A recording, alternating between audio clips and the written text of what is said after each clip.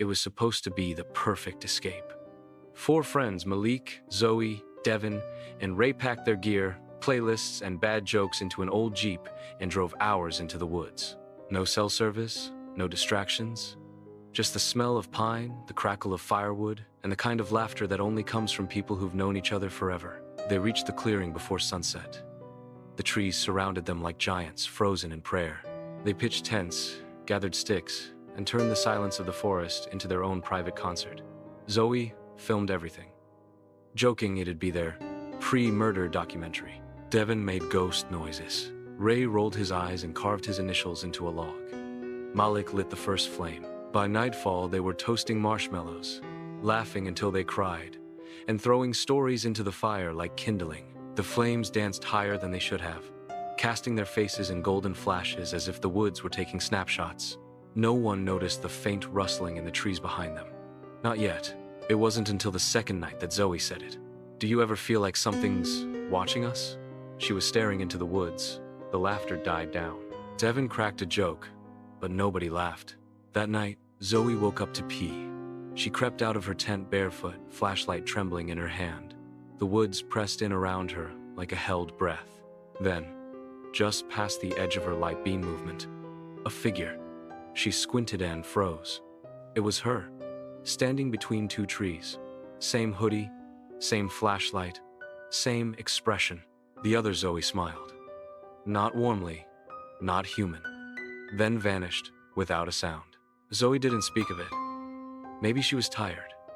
Maybe it was the dark playing tricks. But in the morning, she was gone. Her boots were still outside the tent.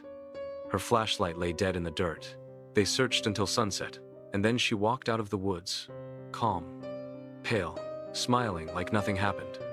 "I was sleeping," she said. "Why are you freaking out?" Ray stared at her. Her shirt was on backwards, and her eyes wouldn't blink.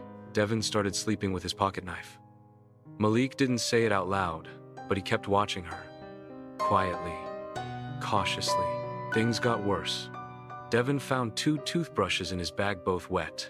Ray played back audio from the night before and heard his own voice whispering into the recorder, "I'm already inside." That evening, Malik stood up from the fire to pee and saw himself walking toward the car. Same gait, same jacket, same little scar above his left eyebrow. He chased after it, yelling, but the figure slipped into the trees like it melted. He came back pale, shaking. "There's something out here," he said, "and it's learning us." That night, Devin vanished, and again returned in the morning. But he was different, too polite, too still. He suddenly liked peanut butter, which he was allergic to yesterday.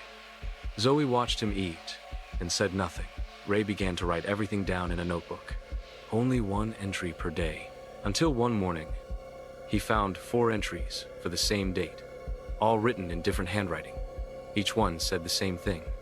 Only one of us gets to leave. On the final night, Ray knew something was horribly wrong.